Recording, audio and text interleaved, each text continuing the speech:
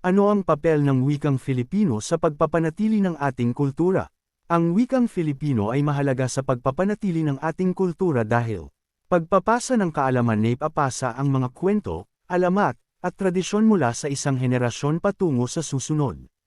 Pagpapatibay ng identidad nagpapalakas ng pakikilala at pagmamalaki sa sariling lahi. Pagpapalaganap ng tradisyon nagsusustento ng mga tradisyonal na kasanayan at pagdiriwang. Pagpapanatili ng kaalaman tinutulungan ang pagpreserba ng mga lokal na wika at dialekto. Sa pangkalahatan, ang wikang Filipino ay tumutulong sa pag-uugnay ng nakaraan at kasalukuyan, nas nagbibigay daan sa buhay na kultura. Paano nakakatulong ang wikang Filipino sa pagkakaisa ng ating bansa?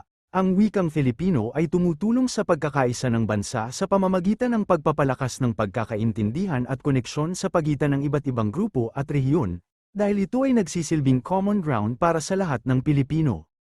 Ang paggamit ng wikang Filipino sa social media abante o disabante. Ang paggamit ng Filipino sa social media ay may mga benepisyo tulad ng pagpapalaganap ng kultura, pagpapadali ng komunikasyon para sa mga lokal, at pagpapalakas ng pambansang pagkakakilanlan.